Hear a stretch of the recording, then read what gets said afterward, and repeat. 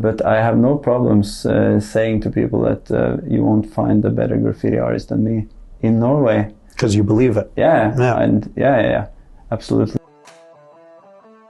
In today's episode, we tackle a subject I know very little about, the whole world of art and artwork. I sit down with someone in Oslo, Norway, who is a professional graffiti artist. His work is seen all over the city, the country, and even the region. Steinar Caspari is a true legend, and I sit down with him in Oslo, Norway, to discuss the business of graffiti. My name is George Stroumboulis, and I'm extremely passionate about traveling the world, meeting new people, and learning about new businesses. Join me as I sit down with other entrepreneurs to learn about their journeys.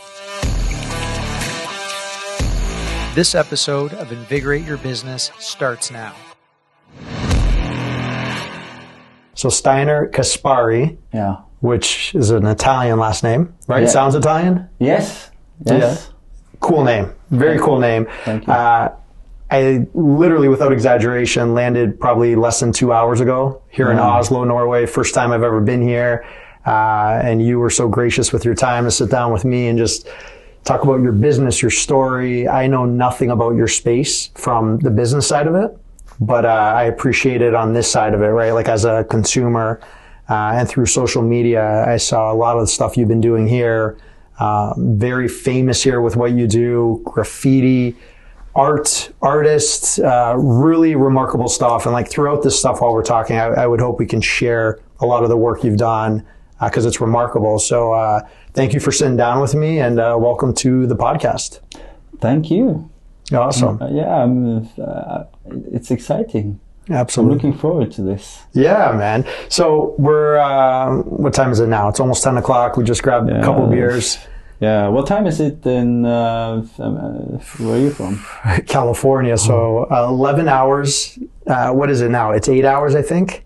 Yeah. Like 10, forward? Behind. Backward. Yeah. So I flew 11 hours LA, London. Yeah. London, a couple meetings, and then London here. Yeah. Straight. So if don't judge me if I'm glossy-eyed, right? I was about to say that. You must be a little jet lagged. And it's funny to think that your family is in a different time. It's very odd. Yeah. You're trying to get to bed. They're running. It's fine though. You know what? And we're only here for 24 hours, which is great. So Oslo, I want to start off with what is Norway all about? Right? Like talk to me just culturally. What does that represent to you? Because from the outside, I have my own ideas on what I think Norway is, the Norwegian, the culture. But I would love to hear from you. Like, why is Norway special?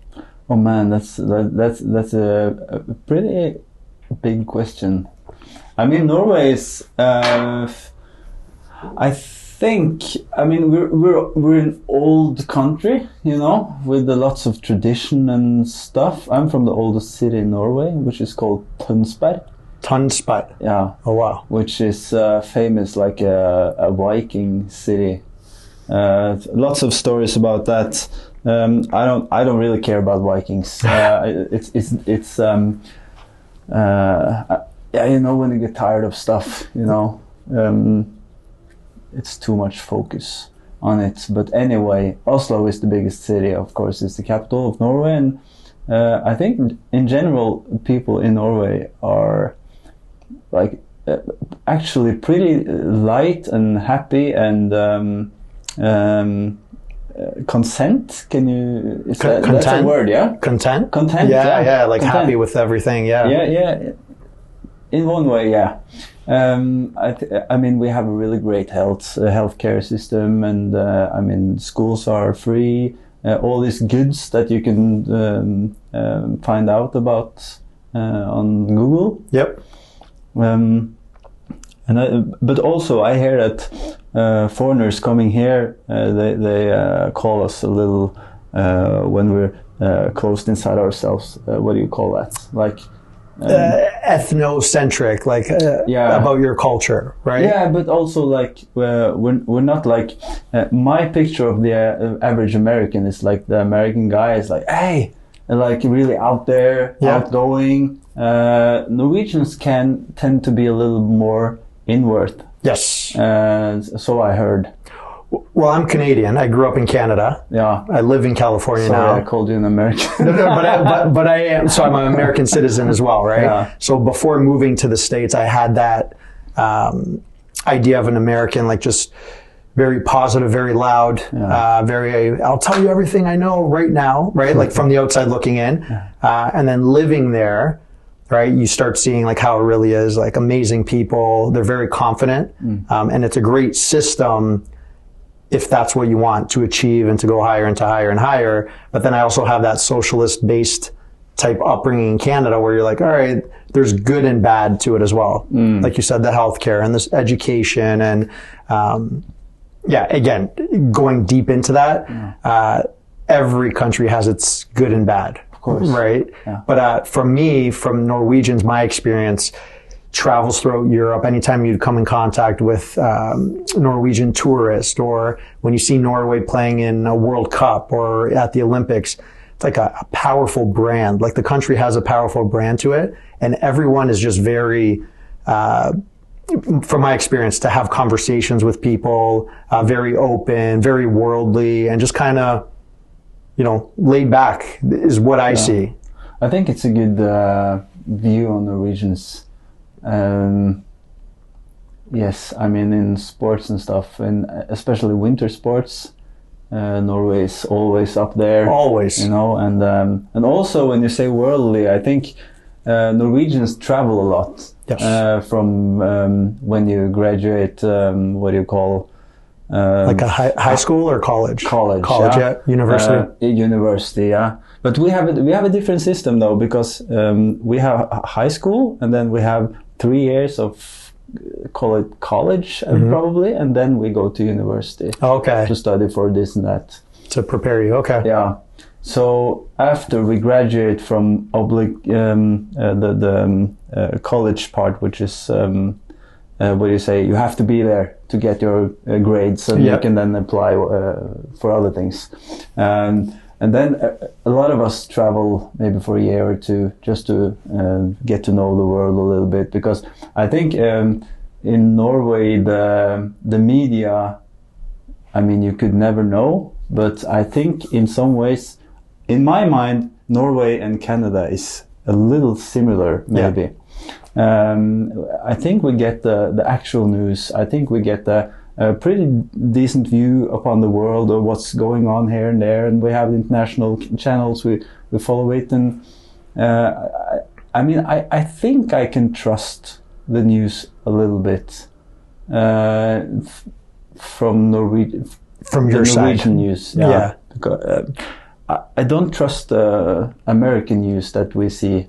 That you see coming. And it depends, even within the States, it's very black and white on if you believe in this, you watch this channel. If you believe in this, you watch this channel. So a lot of the times I try to go to outside sources.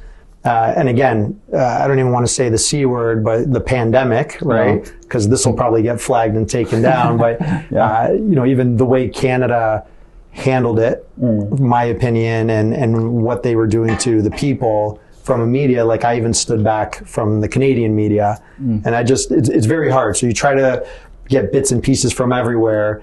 And again, don't want this to get flagged on YouTube, so I'm not even going to discuss the pandemic and all that. But I'll tell you one thing, landing tonight, my first impression, I was blown away. I counted easily 25 soccer stadiums. Yeah. Right? We're in January right now. It's very cold here, and they were all lit. Yeah, and green also, yeah. And green, and it was amazing. But it was nighttime when I was landing, so I would just see these pitches. So, and I've never landed in a city anywhere in the world where I've seen that many soccer fields coming in, just scattered across. Then you would see the odd outdoor rink. Yeah. But I was amazed. Like the national sport here is hockey, or is it? Yeah, man. I think it's like in the winter. I mean, football is huge. Yeah. Of course, the European football version. We don't have as much American football, but some here and there. But it's not like shown on TV and stuff. But we have the cross country skiing and all kind of downhill. Right. Very similar to Canada, I guess. Yes. So which is, I would say that cross country skiing is probably the national sport. Jeez. And cold water plunging and outdoor saunas, right? Yes. Here in Oslo. I'm actually doing that tomorrow morning. I'm excited. Nice. Yeah. So tell me, you were born and raised here. Yeah. You've traveled. Let's get into, like, you are a professional graffiti artist. Professional means this is your full-time thing. You are really good at it and get paid for doing it. How do you even get into graffiti, which is the obvious, breaking the law, tagging it, but like, how did you start? How did you know you were even good? Yeah, you know, I was one of those kids who never stopped drawing and painting. I think most kids like drawing and painting when they're really small. Yep. And a lot of them stop and some don't. And I was the guy who didn't stop. And I never really played soccer.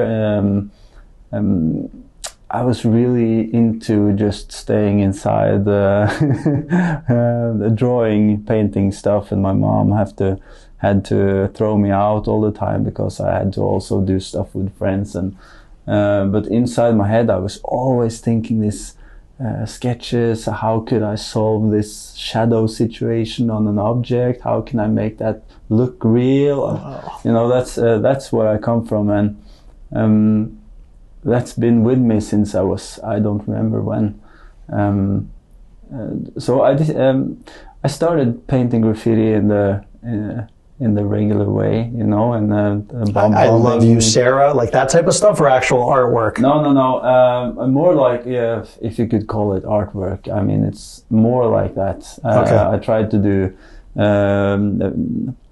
figures, faces, of course, the lettering, which is all graffiti writers have their own like name, and they draw their letters everywhere. So that's where it started, and I did that for a few years, and I mean, you get fines and stuff because you get bolder and bolder. Yep. So instead of just doing this at nighttime, you go broad daylight and you do the same thing, and of course you will get caught.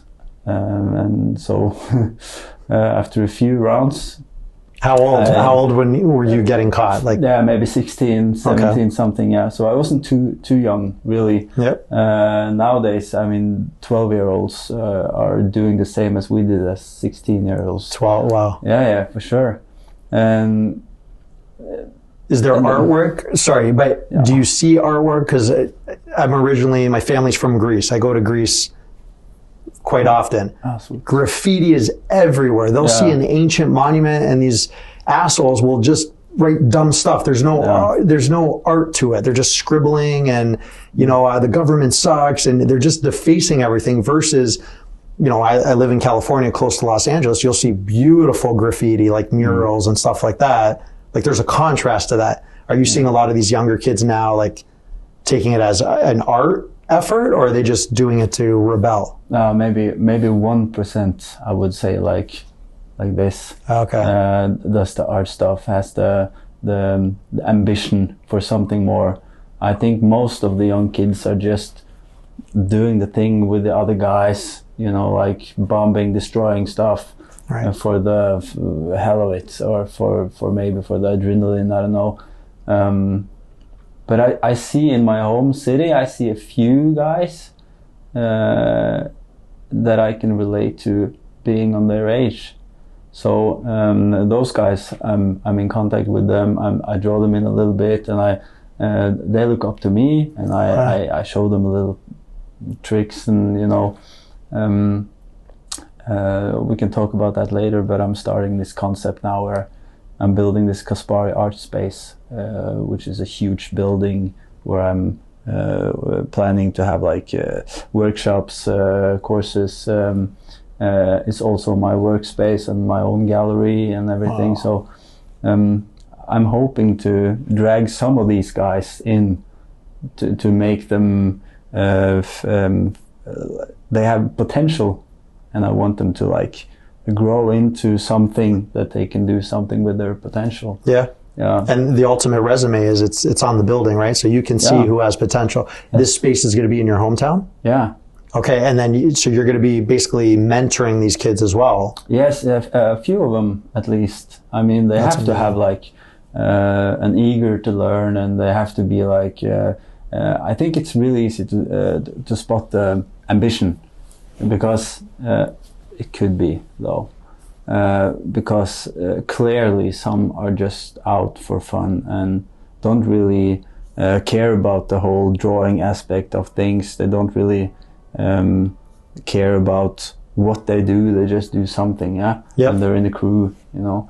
But some of these guys are having a relationship to actual drawing skills, you know, like techniques. How do I interpret shadows? How do I use?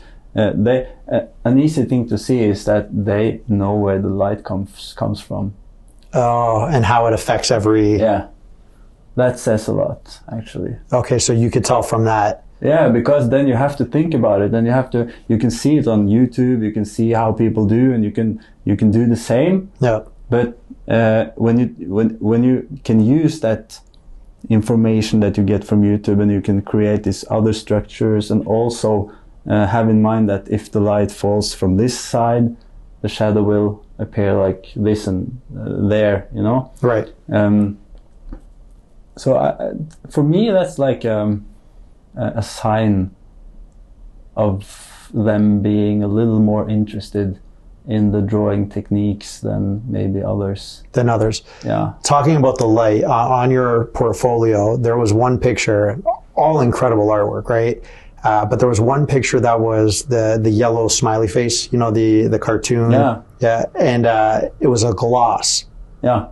And I probably spent like 3 minutes zooming, like how the hell did, like it looked like, you know, in Photoshop when you just like hit the gloss button and it makes it beveled. Yeah. Like and you're doing this with a spray can, right? Like just for the listeners to understand, like this isn't with a paintbrush or anything. Like you're an actual can nozzle, and you're able to get that. Like I don't understand how that's possible. No, that's been my drive from when I was younger, because I wanted, when I was maybe 20 years ago, you know, when I started my own company. You can start in Norway, you can start a company just being one guy. Mm-hmm. It's called, you have a word for it probably. When like it's a LLC or sole proprietorship. Yeah.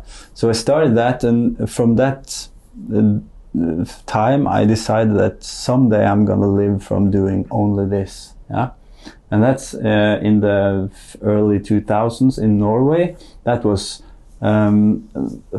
first of all, no one thought it would be possible because no one liked graffiti. I mean, the society hated it. It was not shown on any galleries. No. I mean, there was no big shots in graffiti yet, you know. So, but I decided that if I'm going to reach this goal, I need to be better than everyone else, you know. I need to work a little harder than everyone else. I need to do it more than everyone else to achieve this. And so I did. So the last 20 years I've been more or less solely focusing on this just one thing. Yeah, your craft, getting better, the techniques, all that. Especially the techniques, because if I can master all kinds of techniques, I can also make this glass thing that you explained. Or the other artwork where it's a photo of someone. At first I'm like, oh, he takes photos and then he adds this cool stuff. And then when you go, like, this is again, actual spray can making these portraits of people. It's just very, very cool stuff. So 20 years ago when you said, hey, one day I'm going to be doing this full time. Yeah. When you were saying that, was it because the passion, like, hey, I want to do this because I love doing this? And then it was just a matter of figuring out, how can you pay your bills doing this, right? Like, did you, so 20 years ago, did you put a target like, I want to do this in 20 years full time? Or what was your plan to get to where you are today? Yeah, no, my plan was just to work hard and get better and better. And I always had in my mind that, you know, it's almost like when you manifest, that's that cliche, you know. I had that really early, long before I heard about the word manifestation and all that, because I thought that if I'm going to do this, I have to really believe it, believe that I can make it happen, you know. So as I were doing my thing and I was starting to get small commissions and stuff. I got paid in like beer and whatnot. All my graffiti friends, they were like, "Hey, fuck you for trying to be commercial." And I mean, you should. That's the thing. You were not supposed to be commercial in any way. Yeah, it's like underground hip hop way back. You know, you're a sellout if you go. Yeah, for sure. I mean, you guys had that before Norway had that. We had that in the 90s, maybe the late 80s and the beginning of 2000. And over on your side of the world, it already was really integrated. I mean, huge artists were coming up, right? Yep.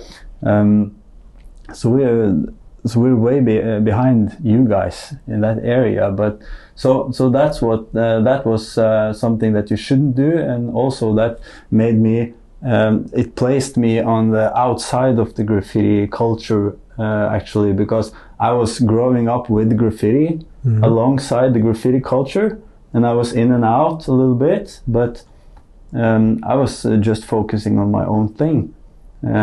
So yeah, you know, I feel like I'm part of the graffiti culture, even though I wasn't really, you know. You were parallel with it, it sounds like. Yeah, I was doing the same things. I was working with the same materials and only spray cans all the way. So, but I didn't really care about the graffiti.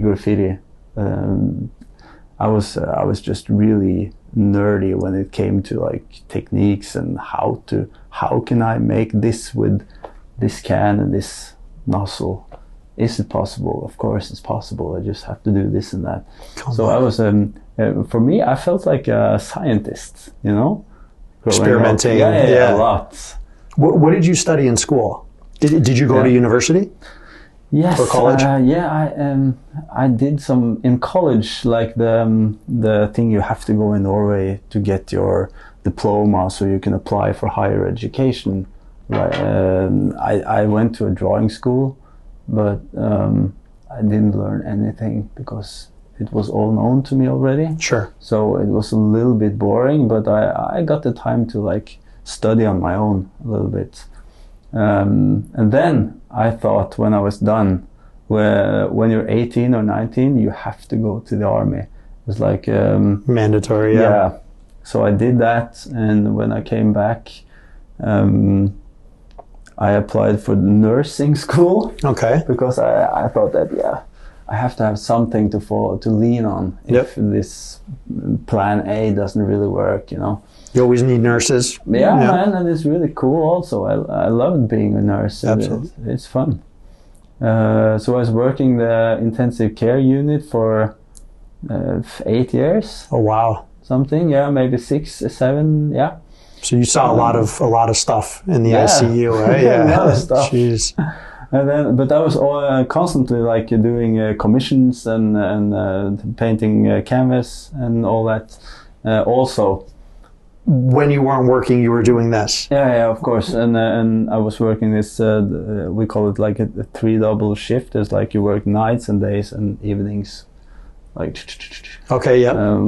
And when I was working daytime, I was working on my own stuff at night, and when I was working evenings, I did the same in the in the morning. When were you sleeping? Mm-hmm. Yeah, that's the question. Not yet. You'll catch up. Yes, I read that you can't catch up sleep. You can't catch up, exactly. It's impossible. It's impossible. When people are like, "Oh, this weekend I'll catch up on your sleep," no, you've done your damage, right? Man. Sleep when you die. That's the mentality too. You know, I was burned out. I was picked up in an ambulance, and they thought I had a stroke or something. At what age? That's like 5 years ago, because it's I started only painting graffiti about 5 years ago. Before that, I had to have like an extra income. Yep. So you've been full-time 5 years. Yeah, congrats, man. That's a big deal, right? To make your passion into a full-time. Yeah. Right? And we'll jump into the business side of it, but so 5 years ago, you get like panic attack, stress? Like it was a panic attack. But at the time, you know, as anyone who has a panic attack would say the same, probably, that it felt like you were going to die. And I was laying on my couch at home, which I don't usually do. I'm never on the couch. I never see the TV series, anything like that. But it looks nice when nobody's on it, right? You have a couch there just to have a couch. And I have to. I mean, I can sit on it, so I had to sit. Oh, jeez. It felt like my heart was going to stop, and my father and his family before him is a long story of heart attacks and stuff. So, really? So I was thinking like, oh man, no. So I was picked up, and I don't remember anything about it, but except that it was not cool.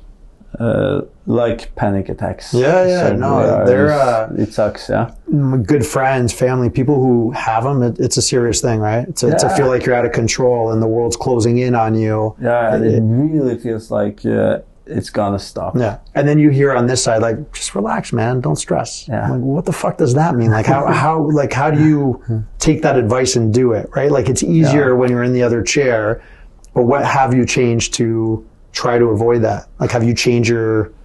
Yeah, the thing was that I didn't feel stressed, so it came upon me like I wasn't prepared for it. I would think that if I went every day and felt a little stressed, it would be like reasonable for me to have a panic attack. But in my head, I'm not a stressed person. Right. You know? You seem very chill, right? Yeah, like just, I am. Yeah. And I was also then, but obviously it was too much. So then I understood that I have to make some changes, and this is what I want to do. The ICU, I don't really want to do. It's just a job. Yeah. So then I got in contact with a business who were opening this like renewing house kind of business, and they said to me the same week as the panic attack happened, they called me from nowhere and, hey, you're the graffiti guy, and we want to talk. And we had a meeting. I told them a lot. I told them like, I had a panic attack and I'm working too much and whatever. So they said that, but we can hire you like full time. You can come work for us, and we will arrange a management for you, and you can just do graffiti all the time. Wow. And we will get a cut, of course. The cut was pretty big. Okay, so they were the pimps. They wanted to be your pimps, right? Yeah, but I mean, I love them for giving me the opportunity. Sure. Really. I stayed there for a year or two, and then I realized what I was afraid of before, that what if I can't manage to bring in the money to pay everything, Well, on your own, right? Yeah. Yeah, because you're the artist. Yeah. And then it's kind of like a chef. Chefs who are amazing at cooking food, a lot of the times they'll go out and start their own business, their own restaurant, and then now they got to worry about the accounting and the this and the that, where they're better off just cooking, right? Yeah. So you face that, like, as an artist, you're running your own business now, right? Yeah. So how do you balance all of that? Now I'm in a good flow, you know, and everything works good and things are going great. No negotiation, right? I feel like if you walk down the street, again, I know you're a modest guy, but people recognize you, or someone will recognize you or your artwork, right, within this community. Is that a true statement? Yeah. Yeah. So when you go into a meeting, and if I say, Steinar, come, please, I want to do this building facade, what's your price? And you say X, there's no negotiation. Like, you're an artist, you're a professional. I would assume there's no back and forth, like, can you do it for this? Right? Like, you've probably put yourself in a position now where you don't have to do that. No, but some people are trying, though. But I feel like when someone tries and you get to that level, it's different when you're early on and you're desperate. We did it at our business. Just take the order because it'll get our name out there. Yeah. Right now, I'm sure it's got to be so insulting where it's like, oh, just do it. You'll get good exposure. You don't need the exposure. Like, fuck off. I got to feed my kids and I got to pay bills. All right. That's my exposure. Am I wrong in saying that though? No, you're totally right. That's the most annoying thing that I get from time to time. And they're like, yeah, man, it's not so much now, but I mean, before. And also maybe like 2 years ago, I had the last one. It was like, yeah, we have this huge wall and you will get tons of exposure and we will do this and that. And every time people say we will do this and that and we will push you around social media, we will do everything, they don't do anything. So you're the loser, Yep. But you have to get burned though a few times to know, right? Of course, man. So I don't get burned that easily anymore, of course. And it's less negotiation, but of course sometimes the project can be really big. Say it's if it's a wall and it's 500 square meters, it's a huge wall. The price is big, you know. Can we talk pricing? To give ideas. So like business podcasts, most of our listeners probably have no idea about this business, right? Maybe on commissioning artwork and whatever. So you're at a point right now, first of all, you've done work all throughout Norway and outside of the country, right? And most of it now is people will engage you for commissioning, right? And say, hey, I want this size canvas or this building or this wall, and you do it that way. What pricing, like give us an idea, even if it's a range on what would something cost to get your type of talent to do what they need? My pricing is on the wall. It's pretty easy, and it's more expensive on the canvas. But on the wall, I have from 3,500 Norwegian kroners per square meter, which is, I don't know, really in divided by 10. It's 350 US. US per square meter. If it's less than 10 square meters, the pricing is higher. If it's 500 square meter building, it's 350 US per square meter. That's a great contract. And once people see your artwork, like that's extremely reasonable, right? And so talk to me per square meter, round up about $400 US per square meter, right? When you go there, it's your time. People are paying not just for your time, but like the skill, right? Like at the end of the day, this is what I'm getting. So can people customize what they want from you? They could. Customize. If I like puppies, right? Hey, this is the space. Can you do a puppy theme? And I just give you that, right? Is that enough versus someone saying, no, I need exactly this, I need that? Like, how much do you take in from the outside? I do. I like when I get, because when it's huge projects, it's always some reference to it, So, the puppet theme, of course. I want the puppet theme on the wall. Okay. That's what you get, and that's what I work on. And I create the whole puppet theme thing, how it's going to look, if it's puppies or not, you know? Okay. Sometimes, I mean, if you get paid to paint a chair for a company, I would never paint the chair. I would paint any other, I would paint sitting in a chair in every other way than a chair. Because someone's sitting on your artwork? No, because people think like, if my commission is for a huge furniture company, they sell furniture, and I'm not what do you call it? Like I'm not painting commercials. So they want me to paint something for them. I go into a meeting and I say that yes, of course I will do something on the wall for you, but I'm not going to paint your furniture. I'm not going to paint furniture at all, because I want to paint the feeling of furniture. What does the furniture do to you? Why do you need furniture? You know, everything else than the actual furniture. Okay. I mean, and it's 10,000 ways to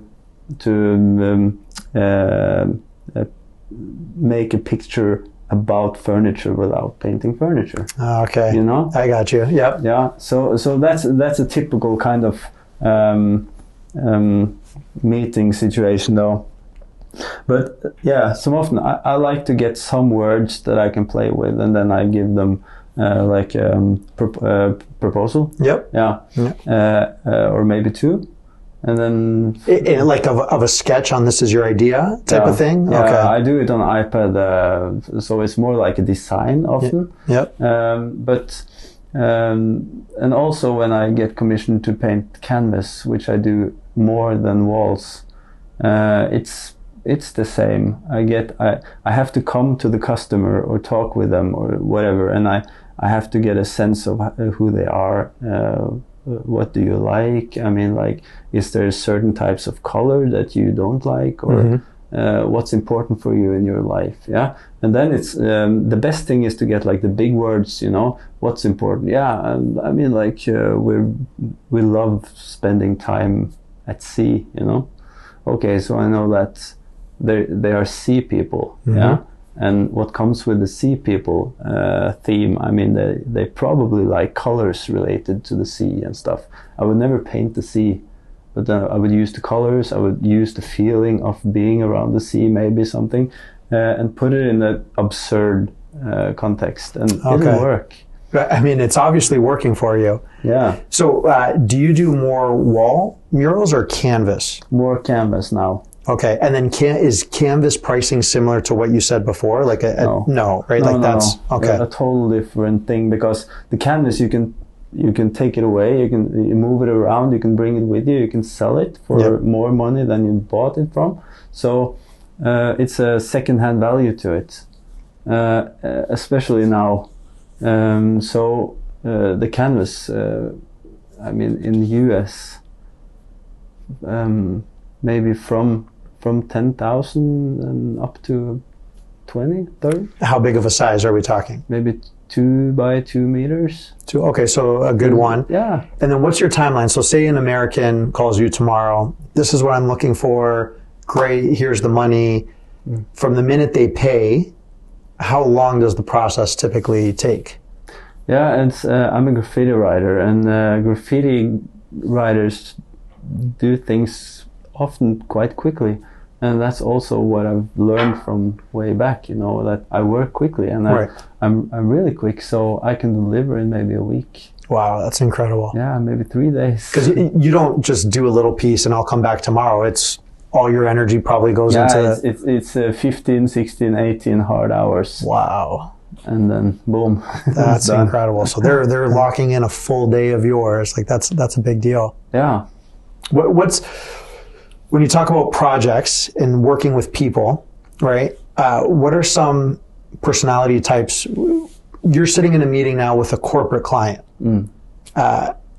Are there certain ways that they try to talk to you because you're an artist, or they deem you as an artist? Do they try to, you know what I mean? Like, is it different dealing with a private residence where the woman wants to do this for her kitchen versus someone who runs a company? You know, you're managing different personalities, I'm sure, on the daily. Talk to me about that. Yeah, it's a huge difference. Of course, when you come home to someone and you want to experience their house, in my case, it's nice houses and lots of space and everything. And I mean, they are in their comfort zone. Yeah, it's more relaxed. It's easier in many ways. Of course, when you deal with the bigger companies, and they often want their company to come through the painting, but they also want the second-hand value possibility, you know. So if they are changing something, if in 5 years they're going to redo everything, maybe they want to sell it. I mean, they don't want their logos on the canvas. But of course, what's funny and what I've learned is that like big CEOs or whoever is representing the company, and maybe it's like a huge international company, I mean, they are really good at negotiating, and they know exactly what to say from start. Yeah, right. And I can tell when they're opening with this line or this line or this line, what their goal is. And the goal, of course, many times is that they want more. They want to feel like they get really a lot, you know? Yep. And they probably, either they know that I want to have the same feeling, that I am getting a lot from the deal. Sometimes I feel like they're underestimating me. Well, see, and that's what I wanted to say. The fact that you even recognize, hey, I know these few line openers that they come at me with, I know what they're trying to do. The fact that you even recognize that. Yeah, easily. It just makes it that much easier for you. Yes. So do you ever walk away from those opportunities? Like, have you ever walked away from somewhere like, I should have done it. It was a lot of money, but you need to do that because you're your brand right now. Yeah. Right? Mm. I have walked away a few times, but not, usually we get to a good agreement. More now than before, of course. Sure. Because I'm better in these situations. I know how to handle my stuff. I know what they're going to throw at me. Sometimes it's just like really nice, and they know that this is going to cost this and that, probably. And I say my price, and it's like, fine, let's go. Let's go. That's the best, of course. But I feel like it's a principle sometimes for the bigger companies to get their will a little bit, yeah. So some negotiation is almost always there. It's human nature. Yeah. You know, you're traveling to Spain in the summer, right? And you're going to heckle for €5. Like, people like to heckle, you know, it's human nature. People always want to come out thinking they got one more on the other one. Yeah. But it's amazing. You got to a point now where you do what you do. What's been your most proud, if you had to pick one piece or place or something, what's one that you would say, this is the one? Yeah, man, that's hard to answer, actually. I experience that feeling from time to time, and I think that, oh wow, this must be like the coolest thing, to now.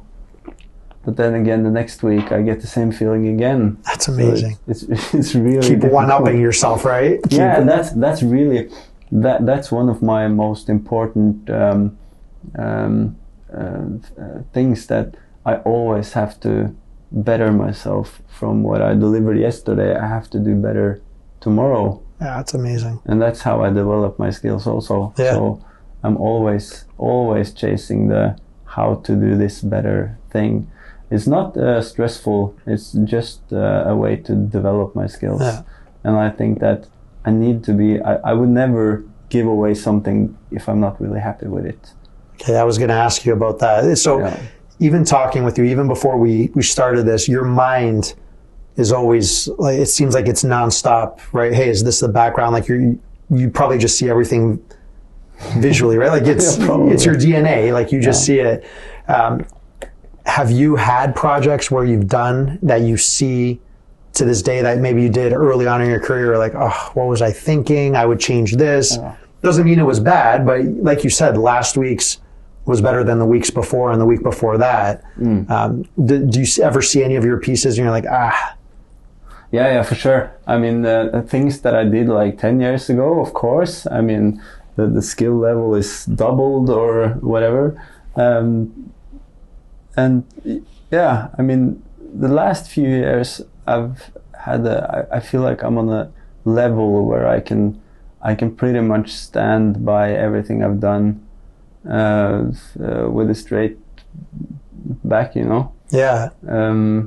But before, of course, there are some, yeah. I think in every profession. But let me ask you, so 10 years ago till now, in 10 years from now, 10 years down the road, do you think you'll be that much better, or are you at the point right now where it's like, I'm at my pinnacle, like I can't get any better at what I'm doing?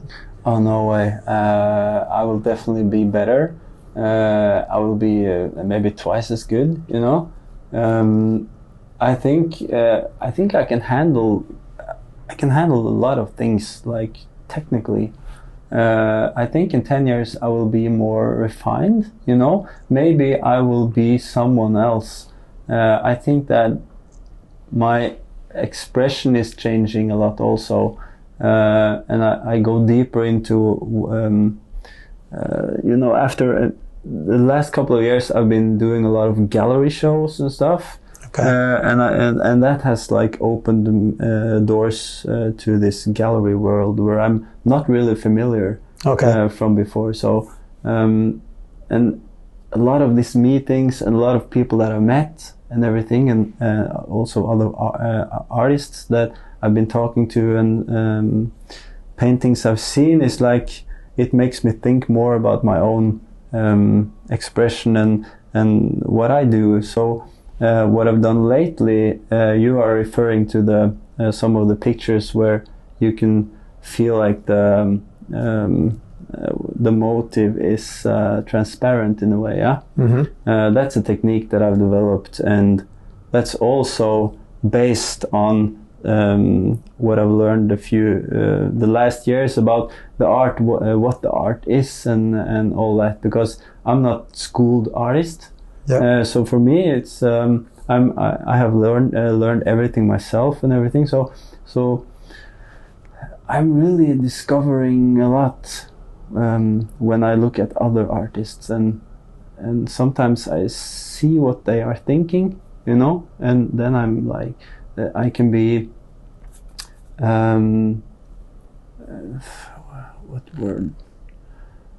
I can be amazed of how they are thinking behind something, and the process from where you're starting until the finished product. Okay, that's actually the art. Yeah. So the product is the product, and I mean any famous picture that you've seen, that's a product of an artist's journey through weeks, months. Yes. It's a thought process. That's the art. That's the art. And that took me a long time to really realize. So I'm focusing more about that. So I think in 10 years my pictures will probably look different, maybe not as technical. I got you. Yeah. And does emotion have a lot to, like, where you're at mentally in this stage? Maybe politically there's not good stuff happening where you're at, or in your personal life. Does that affect your artwork in any way? Like what you're... probably more than that you would know? Yeah, because I feel like when I step into my studio, I'm at zero, you know? Even if I came from a fight at home or whatever, when I go inside my studio, it's like I'm leveled, and then I'm in my zone and I'm just working and I'm not really thinking about anything else. I think it's I'm really good at that, actually. A few months ago I painted a picture in pure anger. That's the first time. Really? Yeah. That was your escape? Whatever. Yeah, I could really feel like I had to let go of something, and I took it out on the canvas, and the canvas sold immediately. No, is that true? Yeah. That's better than punching holes in the wall or something. Right? So, me being this angry this day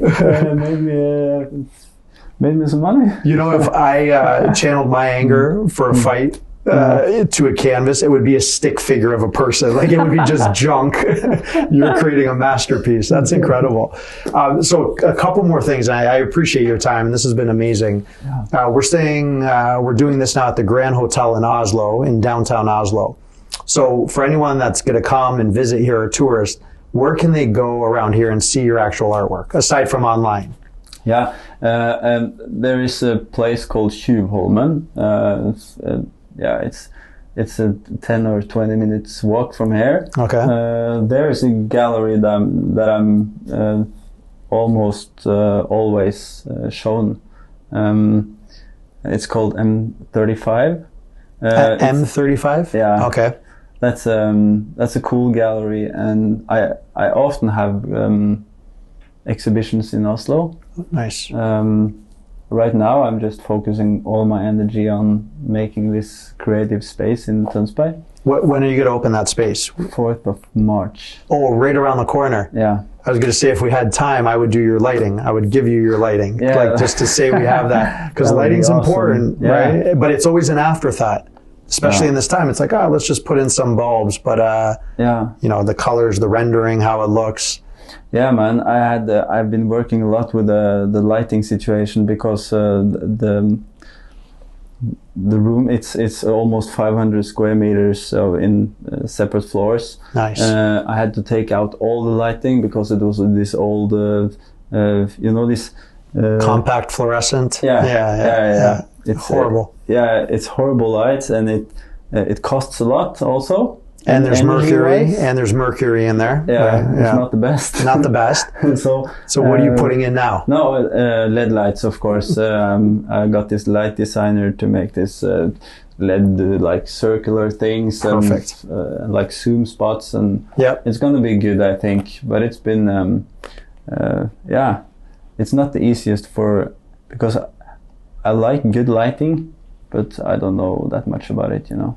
Yeah, but your eye knows what you like and what you don't like. That's all you need to know. When people say, I don't know anything about lighting, but you know what's good to your eye or not. Yeah, and I know I don't want to get too much reflection in my pictures and everything. So the glare and everything. Yeah. That's exciting. So you're opening up this space. It's going to be multifaceted in purpose, right? Yeah. So you're going to be taking on, and you have been mentoring some young up-and-comers.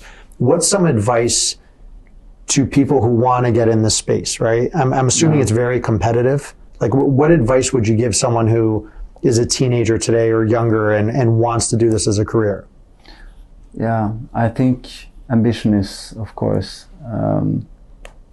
like maybe the key, alongside with the joy that it gives. Yeah. So if you're really passionate about it, then I mean, it's maybe don't stop. I mean, because in everyone's life, it comes to different phases or whatever, and maybe there is a year or two that you don't really get to do as much as you want. You're focusing on other things. If you can like continue the drawing, if you have the passion for it, I mean, then I think you have to like just recognize that it's possible for you to achieve maybe making it a full-time thing later. And I think I'm a sucker for thinking that if I want something to happen, I picture it and I think to myself that this will happen, and it's the truth for me. I know I'm going to do this. I'm going to do this. I'm not looking back. Of course this is going to happen. Right. And I think then like subconsciously and everything works against it, towards it, not against it. Going towards that. Yeah, I gotcha. Yeah. Yeah, man. And also take learning. I mean, be willing to learn. Amen to that. Amen. Running your own business, right? Having young kids and running your own business. How are you balancing that? Like, what are some of the challenges? Not to dive into your personal life, but just from a high level. You have a child. Have a child. You always want to do your best work and make money and provide, but you still want to be present for your kids, your kid. Like, how do you balance that? Do you think you're doing a great job? Could you do better? You know? I think I do a good job, but I know that I can do better also.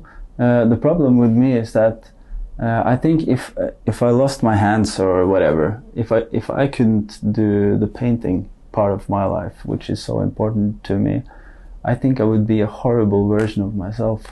I think I would actually just lose myself completely. So it's almost like I'm possessed, you know. Yeah. As much as it's a business thing, as much as it's almost like a basic need. and I can recognize that it takes up a lot of brain space. And my wife is constantly saying that, hey, right. yo, where are you, man? Yeah. I'm not here, honey. I'm sorry, I'm not here. and that's where I am 90% of the time. So I need to work on being close, being present, you know. Yeah. More. Does your daughter have the creative gene yet? Do you see it, or is it too early to gauge? Like, is she? Yeah, she loves drawing though. So, and yeah, I think so. That's exciting, man. Yeah, man. She's that's what she loves the most, is like drawing. Yeah. So maybe. Maybe. Hey, you don't know. Just put her on her path, and she'll figure it out. I really try to. I work on the whole being present thing though, so I feel like I'm present a lot, but I could be even more present. I feel like there's no right or wrong. We're fathers, right? Yeah. And mothers have an extremely hard job as well. But even fathers that aren't great fathers from the outside looking in, they still think they're doing the best. So my point is, if we think we're doing a good job, we're doing a good job. Could we always do better in work and life and everything? Yeah, but the fact that we even recognize there's kids there, because the other side of it is I come across a lot of people, whether it's friends, colleagues, clients, they just don't even think about the family life. And, you know, I'll take care of my kid on a Sunday, and during the week it's this. And, you know, and I see that extreme, and I'm like, man, they're only kids for so long. We got to try to balance as fathers right now. Yeah. You know, it's a tough balancing act. There's no easy solution. No. I mean, parenting is really hard, but compared to those guys, I'm a fucking god, man. Yeah, there you go. And that's why I always think of them to feel better about myself. Like, this is the shit. Yeah, I'm a superhero. Yeah, man, I'm Superman. That's it. We just got to build each other up. That's our role. Yes. I love spending time with her. You know, I know my wife would say I'm a good father. It's more what's happening inside my own head is I can look present, but not be present sometimes. But it's the stresses of running a business too, right? It's not just the creative side. It's that just doesn't turn off, right? It's the provider in us where sometimes you're here, but it's hard. You know, I probably for a couple of years now, I'm really good with like my phone. Yeah. I don't want it in the room. And you know what? If I'm done and I'm with the kids for an hour, I'm going to put the phone in the other room, because it's always the habit of like, yeah, that's cute, honey. And yes. Right. And it's like, just take 1 hour or take that. And those were baby steps to do it. And right now you know, they feel special too. Right. I'm not a consultant or a therapist in this area. I'm just saying like what I've been using to try to do that, because it was hard. Kids are running around and they're talking and I'm just in another world. It wasn't a good place, you know? No. And kids sense that, They sense that, absolutely. Yeah. Let me ask you, to wrap this up, self-promotion, right? So you're recognized, people know you, they know how to find you. We're going to put up our links as well to follow you, but any tips on how you self-promote yourself to get your name out there? You're covered a lot in the media, so people are promoting you. But from your own standpoint, like what were you doing in the beginning when your name wasn't recognized? Yeah, that's a good question, though. I have grown to learn the value of network. To me, like spending time networking and getting to know new people, and also trying to get to know the right kind of people is helpful. And I want everyone, I'm saying everyone, to think that's that's actually my one of my business strategies is a little bit like Coca-Cola. Oh, okay. Even though I don't like Coca-Cola. Right. But I want every person that met me to think of me first when something is brought up regarding art, people trying to get in contact with an artist, whatever. Yeah, that's a great piece of advice. So I I don't brag about myself. Some people have tried to learn me how to brag more. You got to spend more time in America. Yeah, I know. I was just about to say that. But also, I do it a little bit. I know the American way is to be more out there and self-promote.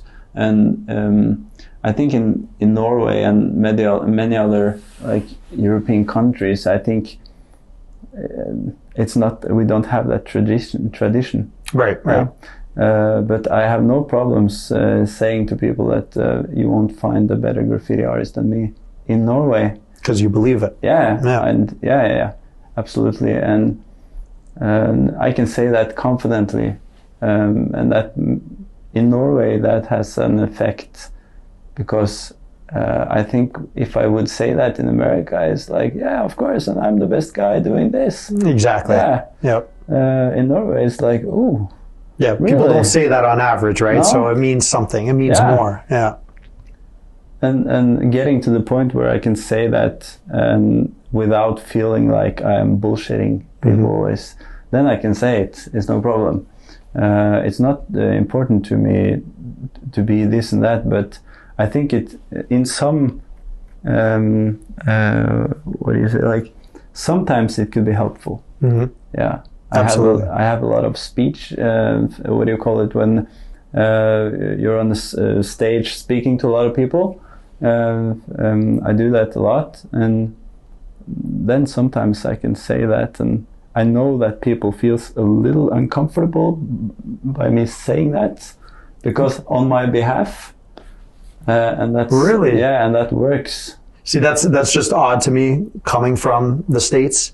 Yeah. Where it doesn't matter what profession you are, what role you are, whatever. It's always I'm the greatest at this, that, and the other thing. And it's very common, right? Yeah. And to be honest, like there's a lot of positive too. Like again, the whole fake it till you make it. I think a lot of people are just bullshitting each other, right? Yeah. But it is good in finding that balancing act. Like you are the best graffiti artist here, right? Yeah. And you say just here, but you know. Do you keep a close eye on your community, like in Europe? Yes. Is there a graffiti artists association that you follow, or the underground? Like, do you see what other competition is doing? Yes, of course. I have a great overview. And, I follow a lot of people. Everyone that I follow, almost like 95% of all that I follow on Instagram is other graffiti artists. And some other artists, of course. Do you get inspired by other artists as well? Yeah, good. Of course. Yeah. I think we all inspire each other a little bit, and very often I get questions about techniques and stuff, and I gladly share it. Because, really? Yeah. Someone in Germany is emailing you or whatever, and you'll share. Yeah. Because I know. Okay, to master a specific technique, it takes a lot of practice, maybe. I don't look at it as giving the what do you say, the secret sauce is what we say. Yeah, your techniques, your secret. Yeah, it's not like this is my secret recipe. Okay. So I don't fear the what do you call it? Oh, I lost the word. You know, when if you are a carpenter and I am a carpenter, the competition. Yeah, the competition. Yeah. So I don't fear the competition. Okay. I think it's a good thing. It creates good synergy, and I think that that's also what this place that I'm building is about. It's creating synergy, because I think many good artists can come together and create good stuff. Absolutely. So I love to cooperate with other people. And you're creating a movement here, right? To be able to do it. 20 years ago, you guys were getting tickets and almost arrested for doing this, and now you're creating a whole forum to do that. It's a pretty amazing path. Yes. So in closing, tell the listeners, how can they get in contact with you? You know, anything exciting coming up? Obviously, the space, but like anything else you want to share? Yeah, man. I use Instagram as my platform of choice. I'm trying to build a little TikTok thing going, but it's it's I spend so much time in my studio. I don't really have the time to do all this social media thing. I forget it a little bit, Yep. and then I think it's also a little bit boring to Yep. sit and. So Instagram, Steinar Caspari, is where I'm at. Hopefully TikTok soon. I want to live stream. That's why I'm trying to build the mass. Live stream, like actual artwork being done. Yeah. Oh, that would be amazing. Yeah. So For 18 hours, people got to sit there and watch, or are you going to do a condensed version? 'Cause I'll give you like 8 minutes, right? Well, you know, I can keep it on for like a good 10 hours or something. I will forget it. It's there. Yeah. And if someone wants to join in, I mean, they can watch. Just don't forget it's recording and you do something stupid by accident. Yeah, right? like dancing. Take your pants off. Yeah, You're like, wait, what? Undressing myself. Yeah. Taking a shit in the corner. Exactly. Things that I usually do. The normal stuff, in the studio. But I mean, like, if people would like to follow me on TikTok, that would be awesome, because you need so many followers to start the live thing. Okay. And I'm pretty old, you know. I'm super young, but I'm 40. So You just made me feel older. I'm 41, man. Come shit, on, man, but you're old. Yeah, I'm old. I know. It's hitting us. Oh, luckily I'm not 41. I know. You'll get there someday. 1 year better. Yeah. Oh man. Yeah. No. So that yeah. I'm also sometimes maybe once a month on Facebook. I don't like Facebook that much. Yeah, I feel like that's for 42 and above. Facebook, it's for the way older people. Way old. Yeah, it's like I want to stay in contact with my parents. I go on Facebook. You know, that's for sure, and keeping track of the birthdays and stuff. That's a good way. Yeah, I'm so over that. But yeah, so on my next trip out, I'm going to come visit you at your space. Yeah, do so. We'll see that. That'd be awesome. Yeah, only here for 24 hours. Out Wednesday morning. So yeah, I appreciate you sitting down with me, man. This was awesome. You. Yeah, I appreciate you having me here. It was really cool. Thank you. Beautiful Oslo, man. Thank you so much. Thank you.